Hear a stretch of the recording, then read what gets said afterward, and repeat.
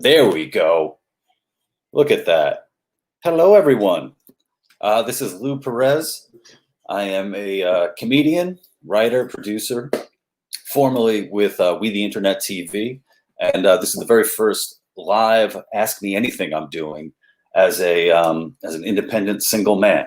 So for the past 5 years or so, I was working with We the Internet, and now I'm off on new adventures. So I want to thank all of you for checking in with me. This is the first time I'm using StreamYard.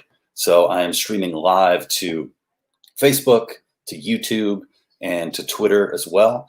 And if you guys are so inclined, you can join up with me on locals.com, the louperez.locals.com.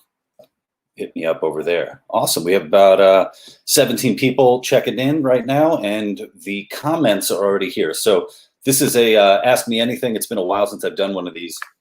So please, anything that's on your mind, and I'll try to answer any questions to the best of my ability. And I will also take any compliments you have for me to the best of my ability. I'm getting better at taking compliments. So, and I need them. I need more of them.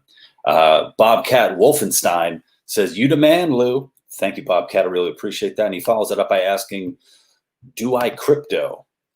I guess so. I think like most people at some point, I got a little bit of Bitcoin and Ethereum.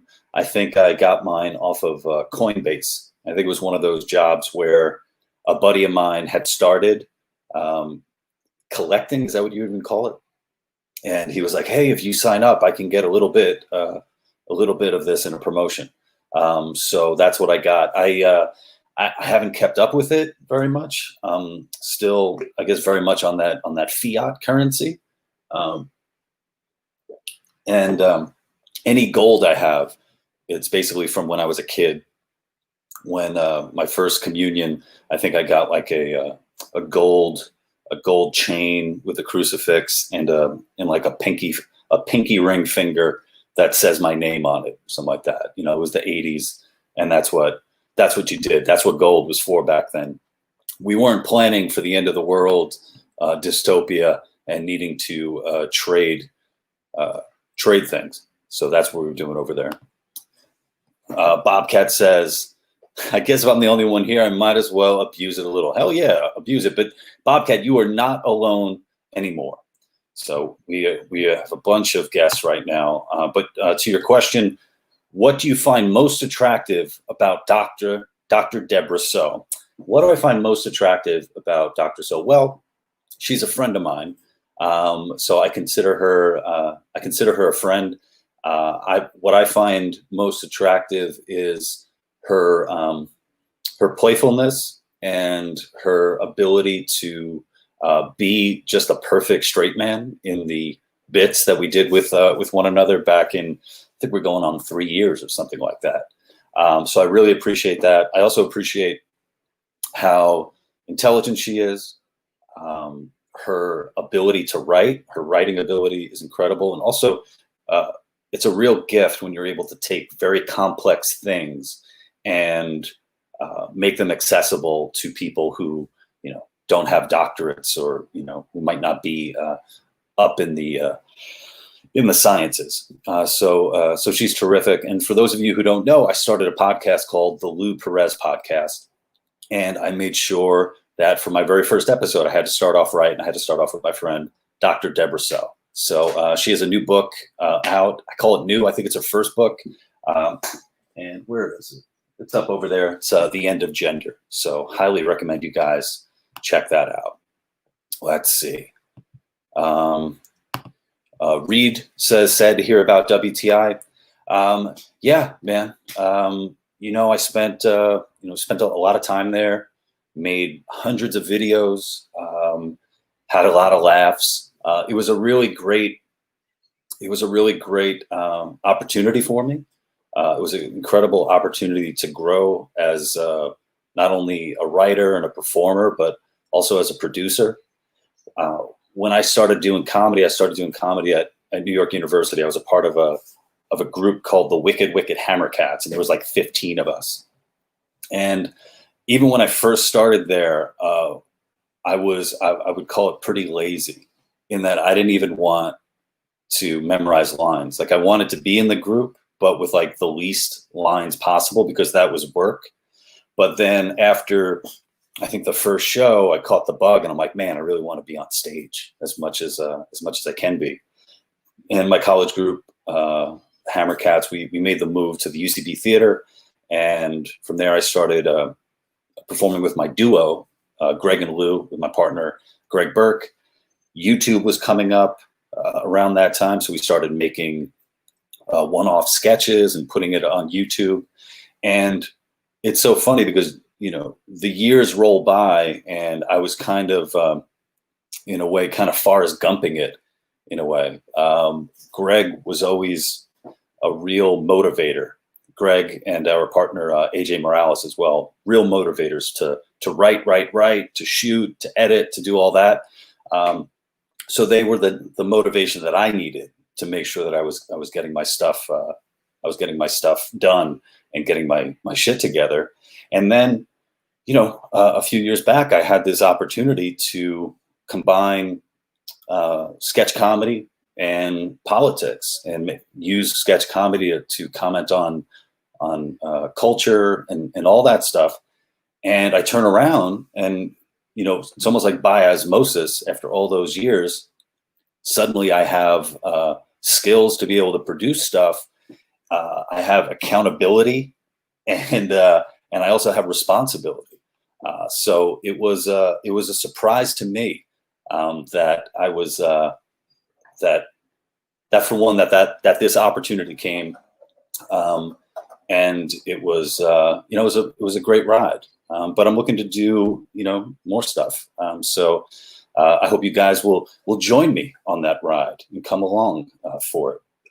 So thank you for that. That's me babbling. Again, I haven't done this in a while, so I might babble a little bit. Bobcat asks, did they get shut down? Nope. WTI is not shut down. The work that I made for them is still available. You know, check it out. Enjoy it. I hope you do. I'm actually thinking about Doug Allen right about now. He's, as you know, for those of you who are familiar with Doug Allen, he is the most edgy comedian working today. He's you know, willing to take on subjects that nobody else will. And his big target was Donald Trump. And now that Donald Trump lost the election, I would be checking in on Doug Allen if I were you guys. Make sure you go by any bridges. Make sure he's okay. Let's see. David is watching. Thank you, David. Jeff Mack, wild cheering. Thank you, Jeff. Let's see. Sin City Tech 1, what is the square root of pi? JK LOL. You do beard, Lou. Okay. I'm not sure what that means, but I do have beard right now. I also got this hairline that's going back and back. You know, when my tenure at WTI ended, I start looking back at photos from like 5 years ago. And let me tell you, there was a lot less faux head in those photos. So it's sad, man. It's sad to let go of that, getting older. Let's see. Excuse me. Christian Boutin asks, so do you think there's no evidence at all of voter fraud, or there's absolute proof of voter fraud? No, there's no other choice. I have not been keeping up with that. I sort of leave that to friends of mine to argue about, to share links with me. And it's one of those things where I have a buddy of mine who will share me one link, and then a few minutes later, he's doing more exploring, and then he'll share another link debunking the previous link that he sent me. So it's good that he's doing his own work on that and keeping me up to speed. Let's see. Bobcat, you are welcome. Bobcat, if you're in a band, I see that in your Avi you have I think a guitar there. Throw a link to your music in the comment section. Let's see. Nick Lombardi, hi Lou. What did you decide to leave We the Internet TV? Um, why did I decide to leave them? I decided to leave with the internet TV a little bit of my spirit. So there's always going to be a little bit of my spirit with We the Internet TV. So Tanya says, hello, I'm here. Hi. Okay. Jeremy Rouse asks, what's your fave book on the shelf back there? That's great. You guys think that that these are real books. What's my fave? Well, I was actually just on a podcast recently where where the host asked me to recommend 3 books to people. So one of the books that I recommended is a novel I read a little while back by the author T.C. Boyle. And for any of you who are looking for short stories, T.C. Boyle is a master at writing short stories. But this novel is called Drop City. And to kind of give you the elevator pitch of it, it's about a group of hippies, I think back in like the 60s, 70s, who they're basically squatting on what they think is public land, I believe. And then it turns out the land is bought and is going to be developed. So they're looking to drop out, man, to just drop out of this system and civilization. So they want to go the furthest out there that they can go to drop out. And where do they decide to go? Alaska. So just imagine a group of hippies trying to survive in Alaska. And it's just beautifully written. Like every sentence is incredible. There's some writers, for those of you guys who are into literature, like I am, there's some writers that you could almost taste their sentences. And I would put T.C. Boyle on that. I would also say Vladimir Nabokov is another one, or Nabokov if you're Sting and pronouncing it for a Song for the Police. Lolita, I mean, the pages just drip. It's so tasty. I didn't know I was going to talk about literature here, but thank you, Jeremy, for that question. Let's see.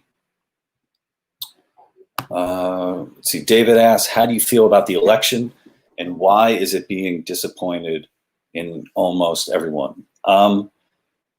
Let's see. I think like a lot of people are ready just for 2020 to be over with, right? People are just ready to move on. And I think this election is sort of just emblematic of that. Okay, this year is going to be over. There's 4 years, to go after that. But this year is going to be over. And as far as how do I feel about it, one of the things that I posted on social media a while back is that I said that I am firmly confident that I will be able to be funny under any administration, whether it's the Trump administration or the Biden administration. And it was sort of an open call to other comedians asking them, will you be able to be funny under that? Now, I say that because I'm a comedian. That's what I do. That's my trade. But I think that should sort of be for whatever you're doing.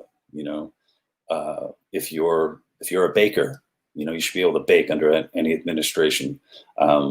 If you're a mechanic, an accountant, etc., you should strive to be the best that you can be in what you do. If you are a husband, same thing. That should be part of what you're trying to achieve, to be the best that you can be. A father as well, trying to be the best that you can be. So my mind is already on, okay, what are some funny ideas that I have there? What am I looking forward to exploring under, the next 2 months, the next year, and what have you. And just a little bit about 2020 in general. I mean, if I just had to make a list of stuff that happened this year, in February, I turned 28, not 28, excuse me. Oh my God, I wish. No, in February, I turned 38.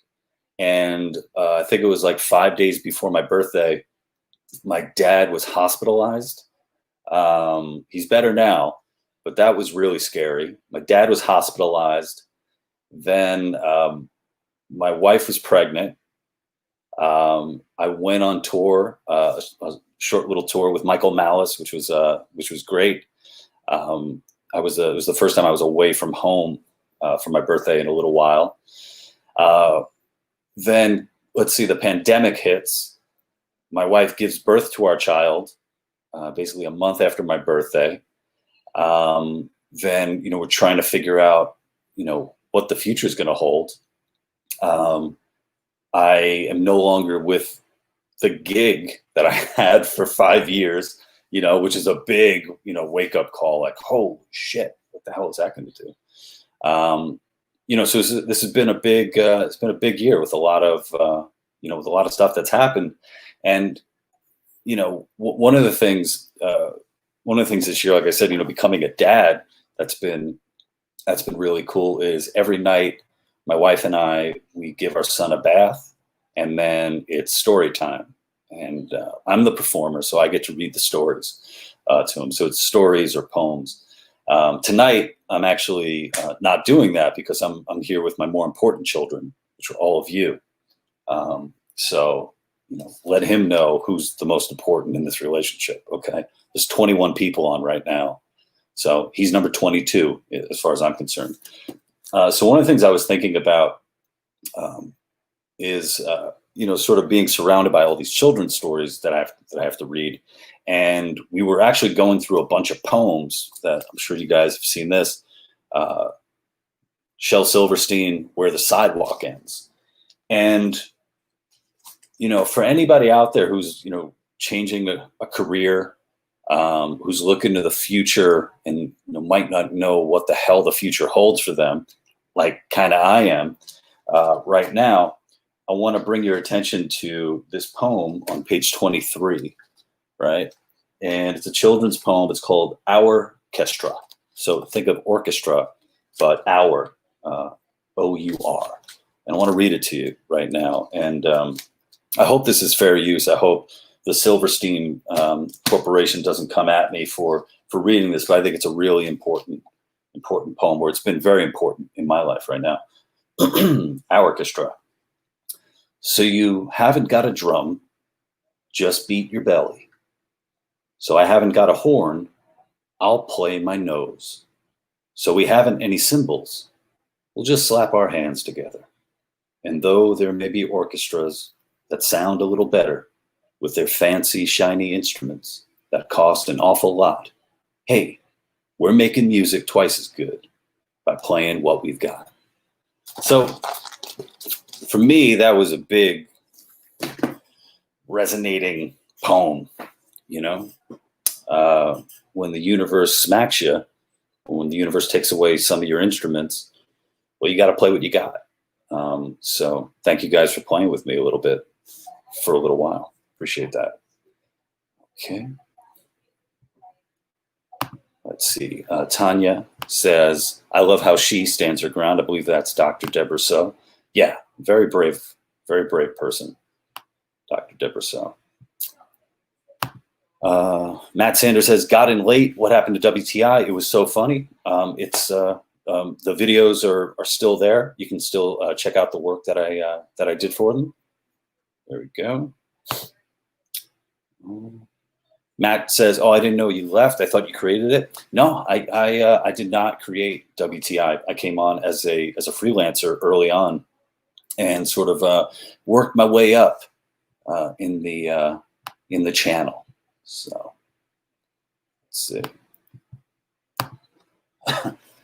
We have a question here from Gary. Okay, Gary, who you guys might recognize from a number of amazing We the Internet videos. Actually, I think every video Gary's in is awesome, and that is probably not a coincidence. He's an incredible actor. I was very fortunate to work with Gary. And before I answer his question and read it out loud, I just want to say that one of the best things about working with WTI was that I got to bring together just some of the most talented people that I knew in my life working in comedy, and I got to meet new, incredibly talented people and to work with them. And so that was pretty cool. I like that. But Gary, let's see what your question is. Would you rather watch a porn with your parents or watch a porn starring your parents?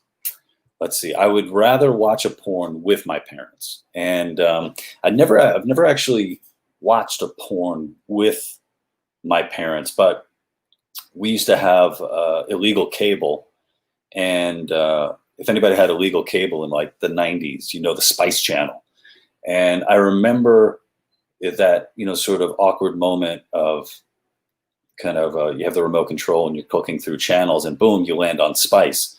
And at the time, I don't know if Spice still exists or if things have changed, but it wasn't hardcore. Like you couldn't see penetration or anything like that. I don't even think you could see like oral sex.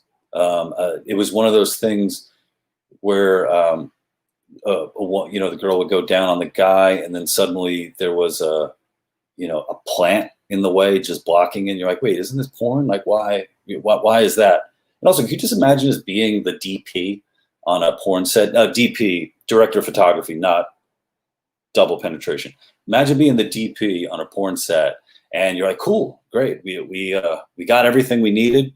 I gotta get all these inserts of just objects blocking what any viewer wants to see and they want to tune in for. So anyway, one day we're going through the clicker. We stop on the Spice Channel, and who's there but an old time porn star named Randy West. And I remember my mom laughing and talking about he had like a perm, or like the tips of his hair was like were dyed or something like that. I forget what it was, but she thought that was hilarious. Just watching this guy with a terrible hair, a terrible coif, getting blown at the time. I don't remember what object was blocking the blowjob, but no object was blocking my mother looking at the TV with her son in the room there. Let's see, what do we got? I hope you guys are enjoying this. We're going to cruise along. For those of you who are so kind, if you could head over to thelouperez.locals.com. I'm going to be plugging that a little bit. Let me do I think I can make a banner. This is an example of a banner. How do I don't know what to do. Okay. Oh, there we go. I'm going to put that down. Yeah. thelouperez.locals.com. Yeah, that's gonna scroll in a ticker. Look at that. thelouperez.locals.com. So you guys can check me out over there, which would be fantastic. Let's see. Nick Cage, is that you? Isn't he the one who used to punch dudes in the balls? I wish I could do splits, man. That would be so cool. Were there any like Mortal Kombat guys who used to headbutt? Because I'm more of that guy. That's more my speed. I'm the headbutter. Isaac Phillips asks, "Hi Lou, are you worried about the future of online censorship that could affect comedians like you? Love you, thanks." Thank you, Isaac. I really appreciate that. I am worried about that. I am certainly worried about it. While I don't believe in government regulation of social media platforms, I do wish that the social media platforms had a much stronger culture of free speech in the First Amendment. One of the biggest bummers about trying to put material out on things like YouTube and Facebook is it was like every other week or every other day, the algorithm was changing, the rules were changing, community standards and all that. Your stuff wasn't showing up in people's feeds. For anybody who followed We the Internet over on Facebook, that was just an ongoing problem. People would check in and be like, "Hey, I haven't seen anything in my feed for weeks," and then they would go to the channel and be like, "Wow, you guys have been producing a lot of stuff, but I haven't been seeing anything." So I really wish that the platforms would just allow those people who want to see your stuff, to give them the tools to block you, which it seems like most of them already do have. and to see what happens if we just let it go organically, right? But it doesn't seem like that's going to be the case, and yeah, so that's a big reason why I've started up on locals.com, which is kicking by right down there at the bottom of your screen, ladies and gentlemen. It's locals.com is a really, I think it's just a fantastic idea where, you know, you don't have to worry about going into Facebook jail or having your account suspended. And more than anything, it just really allows, you know, creators like myself to, you know, interact directly with our community without a barrier in the way. So if you guys want to head over there, we could interact over there. That'd be great. Let's see. Lou Perez 2024. Hell yeah. Let's see. You're still a kid. Yeah, I'm a kid at heart in many ways. It's funny. I'm 38, but there's so many times when I do feel like a kid. You know what I'm saying? A couple of weeks back, my wife and I are having a date night, and for date night, I'm going to give a plug right now. There's a fantastic Indian restaurant in Westfield, New Jersey, called Spice Bazaar. Awesome. It's probably the best Indian food I've had in the States. And I've been to London and Leicester, okay, in England, all right? They have fantastic food. My wife and I, we dropped her son off at the in-laws. They were going to wash him and watch him. And as we were getting ready to go, suddenly a huge group chat begins on the old cell phone with my old comedy partners in college, the Hammercats. And, you know, it's probably like, 100, just, one text after another. And I'm just, cracking up because the jokes are hilarious and then the nostalgia is perfect. And, here I was, an adult, having a date night and feeling like a kid. So that was pretty cool. I think that's one of the cool things about comedy, and something I need to remind myself too, is, I'm getting I get so many opportunities to play. I get so many opportunities to have fun, to laugh. And that's something that I hope I'm bringing out in other people as well when I do my comedy. So Sterling, that's right. I am your parent. Let's see. Okay. Antonio Blasini asks, are we related? Dude, we might be, man. I want to see you with a beard, see what you look like with a beard. Let's see. Am I saying size doesn't matter? You guys are so dirty. What's going on here? Oh, Bobcat Wolfenstein says that Silverstein moment was beautiful. Thank you, man. I really appreciate it. And it's wild, man, because it's a kid's book, it's a kid's poem. But there's sometimes a piece of work will just hit you right when you need it the most, I think. Lou was the only reason I ever watched WTI. Thank you. That was also the only reason I ever watched, too. Very selfish, very narcissistic. Let's see. I thought Lou was WTI. It's an interesting thing about that. There was a time when I really wasn't spending a lot of time on screen in WTI videos. And, obviously when you're doing political satire, especially doing it from the perspective that we were doing it from, which is, I think, my perspective, you're gonna take on controversial subjects. And I remember there was a time when I was writing scripts, being very excited about them, and then wondering, oh man, is so-and-so going to be cool acting in this? Like, I want to work with so-and-so, but are they going to like this? Are they going to like this? And if you're working on on any creative project, you want everyone to be gung-ho, or you want everyone to be in it, right? To want to be there, to believe in the work, or if you get to the point where, you know, maybe somebody's so good at their job and they actually don't have to be into it, but they're going to perform and they're going to do that.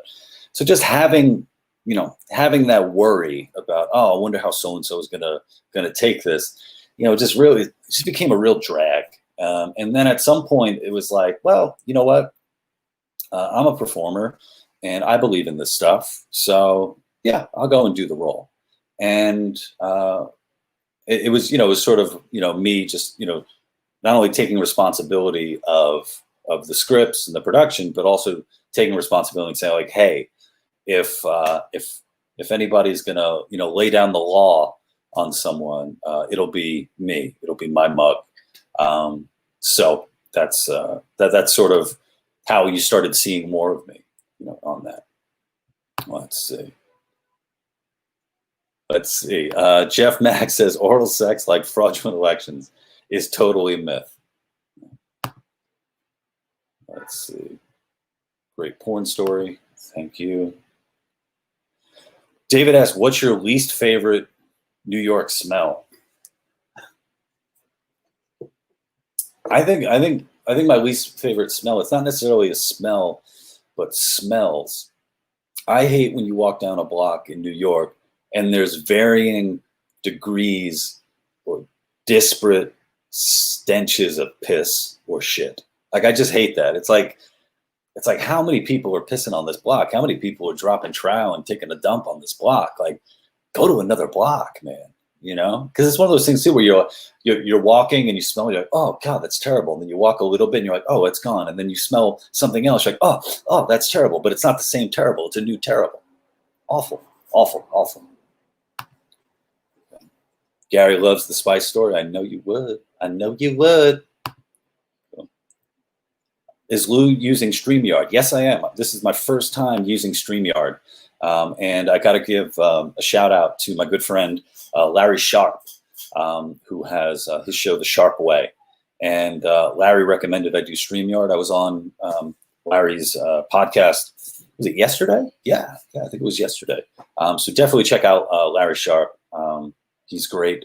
And he also did a really cool thing for StreamYard by being an advocate for you guys. So that was pretty cool. And a lot of this stuff, you know, because like I said, I just started my podcast. We're 5 episodes in to the Lou Perez Podcast. Tomorrow, we're going to be releasing the 6th one. And I wonder just how much of it is just me practicing talking, right? Because like talking with somebody for an hour at a time, apparently I'm not used to that. I feel like I have so many conversations just in my head, just working things out in my head. And in my head, I sound great. I sound awesome. But if you guys can bear with my stuttering and my ums and my likes and all that, I think you're going to have a great time. Actually, there's probably no way that will upset you as much as it upsets me. Listening back to myself talking, I just want to, okay. Michael Curley asks, wait, spice story? What's the spice story? I think I'm gonna reshare this episode of the Ask Me Anything, so you'll be able to find it the next time around. Let's see.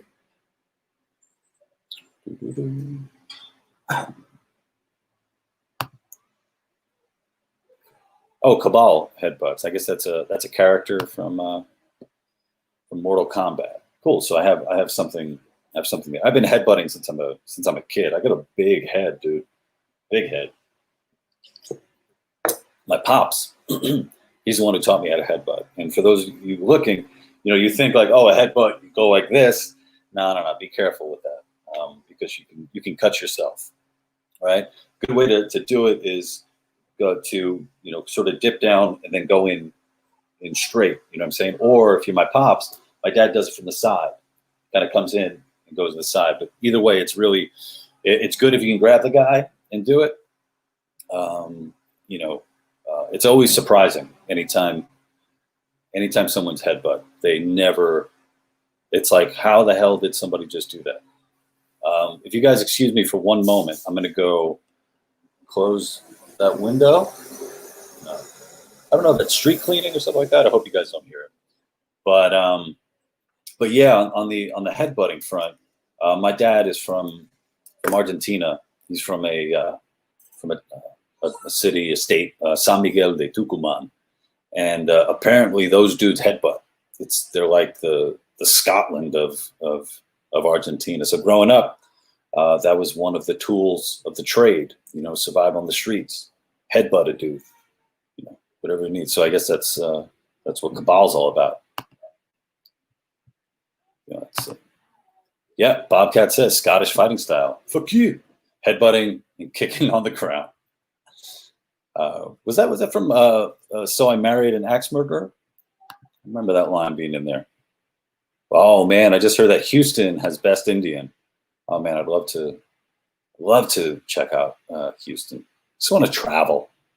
I've been cooped up too long. Let's see. Jeff Mack, Lou Perez, the only person in Brooklyn who comes to Jersey for restaurants. I think you're true. I think it's true, man. I think, I think I'm the one. I'm the one. Dave Koval asked, did you ever hammer any cats while you were in the Hammer Cats? I don't kiss and tell. So, Melanie asked, if you were still a kid, why do you have a beard? Because the school play. This is a prop for the school play. Let's see. Isaac says, I know a lot of people don't like to say, but who did you vote for president? Man, I ain't saying nothing, man. Dude, I just, my previous job, I'm no longer with them, dude. Like, I want to make sure that I can work at some point, okay? So whatever gets me the job. Times we live in, man. I got mouths to feed. Based Lindsay says, hey, Lou. Hey, Based Lindsay. For any of you who don't know, Based Lindsay is very funny. Please check out their work on Twitter. I believe they're on Facebook again. They seem like one of those.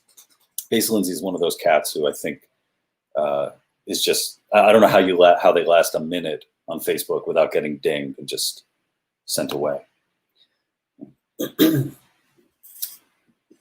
Let's see. Alistair Beaton asks, will you be continuing the superhero legal problems with Danny Cevallos? Spider-Man next? That's a great question. So what Alistair is referencing is the last episode of the Lou Perez podcast. I got to talk with defense attorney and legal analyst for NBC and MSNBC, Danny Cevallos. And Danny is awesome. I first met him when I was doing the podcast with my friend Hatem and Noam called Live from America podcast. And I really have a thing for defense attorneys. I think defense attorneys are super interesting because, just from a knowledge standpoint, they have to know what the prosecutor is going to bring to the trial, and they need to figure out how to work with that, how they're going to plead their case. And there's that element too of what I consider principles. A lot of people, they see defense attorneys, and it sort of depends on who they're defending. If it's whether or not people will get pissed off at them for that. But the idea that innocent before proven guilty, everyone deserves to have a defense, and that defender is morally obligated to do every single thing they can to defend that person against the state. I think that's really cool, and it's within legality, everything they possibly can. So on that episode, we talked about a bunch of things, but the most fun was getting to talk about, what would happen if Gotham found out that Bruce Wayne was Batman. What kind of criminal and civil lawsuits would he be up against? And I was very fortunate because Danny is a complete nerd for Batman, and apparently Greg Burke, my longtime comedy partner, is a nerd too. And I wish I had him for like 2 hours. I would love to do an episode, just on that. But Alistair, like you say, Spider-Man might be great. Yeah, I think that would be a lot of fun. Let's see. Nick Cooper asks, have you considered moving out of New York? Yes. considered it, wanting to do it, trying to do it as soon as I can. I'm a lifelong New Yorker. I'm from Queens. Went to high school in Long Island. Went to college at NYU.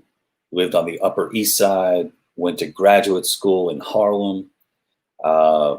Moved to Brooklyn. I've had a place in Brooklyn for I think 11 years. I did a stint out in LA for a little bit, and yeah, I'm done. I'm done, man. I'm done with New York. And the way that I describe it is, I've been all over the world. I've eaten at wonderful restaurants, and New York is trying to serve me a plate of shit, and they want me to be thankful for it. And not only they want me to be thankful, they want me to tip. And it's like, nah, you know what? I have some self-respect. I have a little bit of self-respect. I know I'm a clown and all that, but you're not treating me well in New York, so you're gonna lose me. Yeah. There was some guy who wrote, I think, a piece in the Daily News or something like that, where it's like, for those people who want to leave New York, who need you, leave. We need you here. It's like, I don't know, man. This guy described himself in the piece as being a broken person. And for anyone who's been around a lot of broken people, you need some people who aren't broken to be around, to pick up the pieces, if you will. So is that deep? Did that get deep? That's another good way to segue into where the sidewalk ends. Pick up the broken pieces and make it happen. Bobcat says, wish I could stick around for the rest of this. Great content as always. Best of luck to you in all your endeavors. You're one of the few people left I'd encourage moving to Texas. Thank you, Bobcat. I appreciate it. And guys, definitely check out the comment section and check out Bobcat's music. Give it a listen. That'd be awesome. Let's see.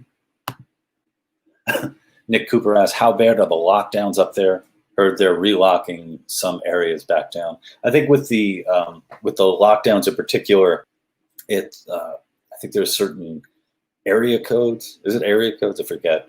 But certain districts, I think mostly it's having a big effect on schools, school closings and that sort of thing. But it's been a nightmare, man. Like there's just all these amazing restaurants that are in our neighborhood. And for anyone who knows anything about restaurants, especially restaurants in New York, the likelihood of survival under the best circumstances, is hard enough. Then you add on to it these, lockdowns.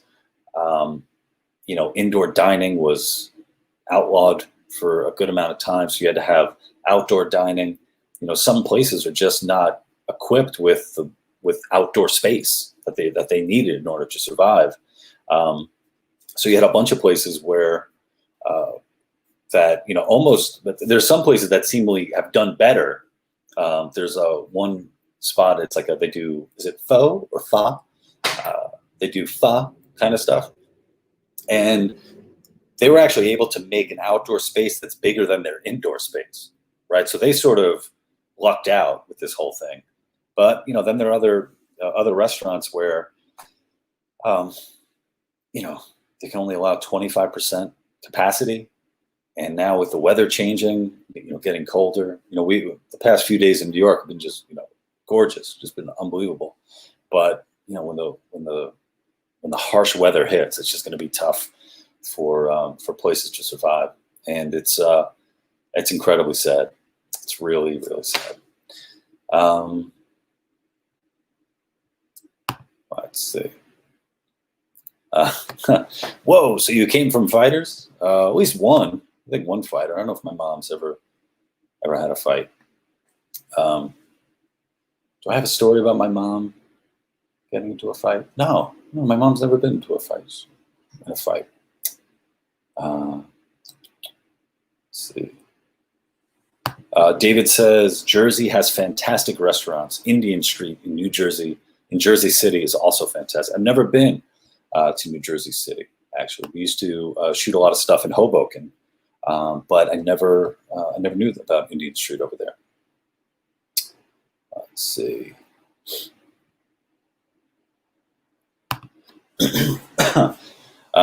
Christian Boutin says, you follow 174 people on Twitter. How do you select the chosen ones?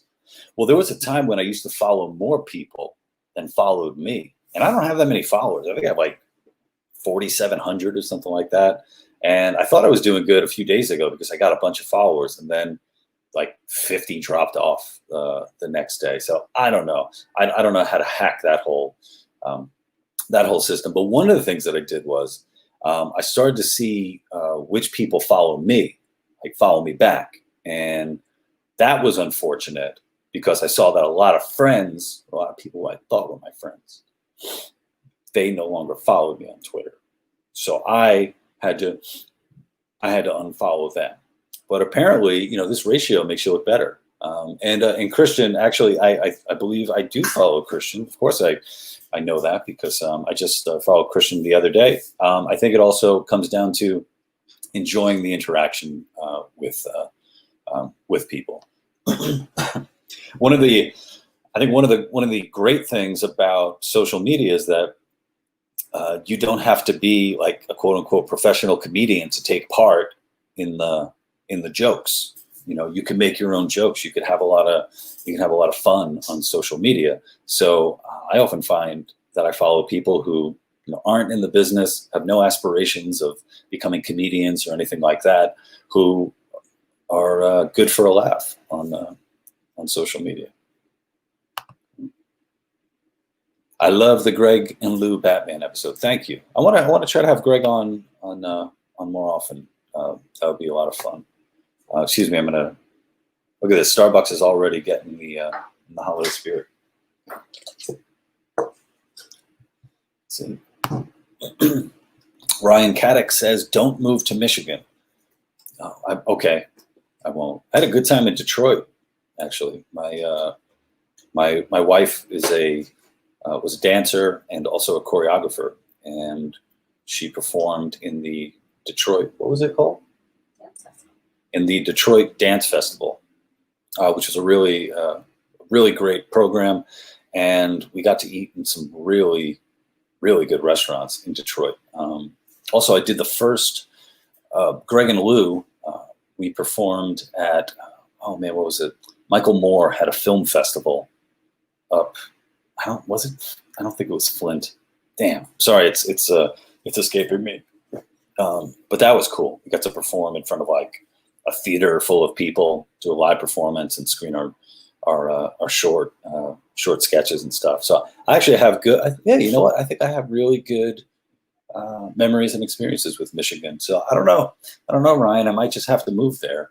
I might have to just throw your words out and just follow my heart. Let's see. There is a biker rock bar close to the end of my street. Because of the lockdowns, the bands go live outside, so I got a rock show in my front room. That's awesome if you like that. I'm just imagining we have a kid that goes to sleep at like 7 every night. What a nightmare that must be. Also, is it Quintaka? I've never learned how to pronounce your name. Quntkka. I'm sorry. After all these years, I still don't know how to pronounce your name. I should have hit you up personally to figure out how to pronounce your name. Jeff Max says Jersey City is like Brooklyn, only with more hipsters. More hipsters. Jeez. Let's see. Bobcat, last one, I promise. The name of the band is 7 Year Drought. I'm actually going to write that down. 7 Year Drought. I'm going to check out your music, Bobcat. Let's see. Lou used to follow one of my old Twitter accounts, but Twitter keeps shutting me down. Yeah, man, you're a very hard man to follow. Tanya asks, have you wandered into TikTok yet? No, I haven't. I haven't tried to make anything on TikTok, but I do notice that a lot of TikTok videos are sort of reposted to Instagram. So I don't know what the deal is. I mean, I think I'm probably going to have to wade into that territory soon, right? Wouldn't that be amazing? I just became a big TikTok star. Okay. Let's see. Nick says, maybe shack up in Dave Smith's hood of Christian conservatives. just, don't run afoul of the community's covenants, don't want to be physically removed. Whoa, that's, you're bringing me down a rabbit hole I'm not sure I'm ready to go down. Let's see. All right. Looks like, let's see.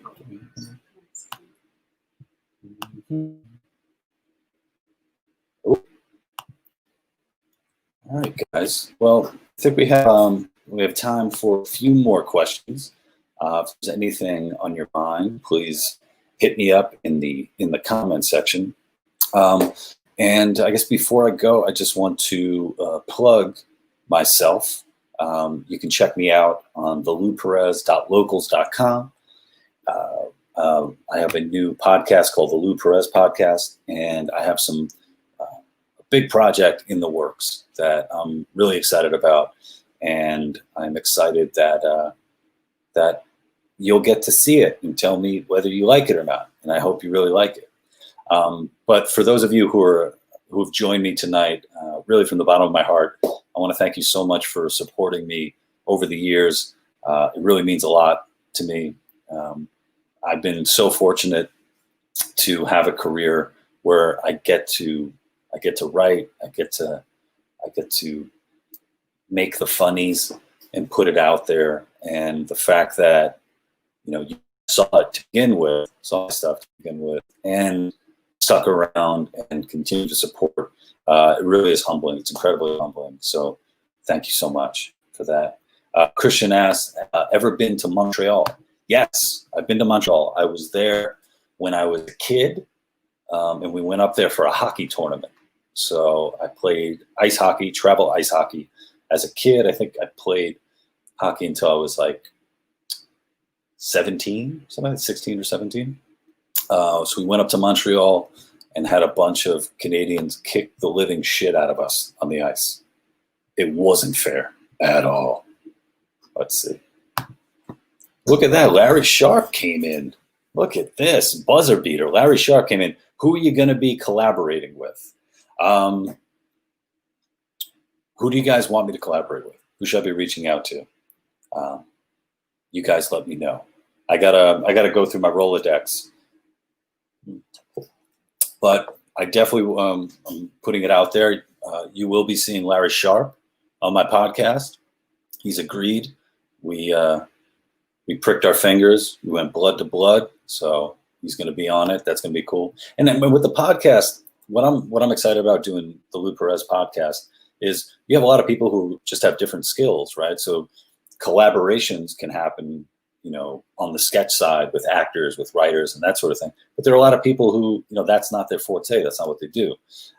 So I consider, guest collaborators, if you will. So, all right, guys, thank you so much. I'm going to end this broadcast, but I hope to do it again soon. Larry Sharpe won't let me go. He just said Aaron Berg, ?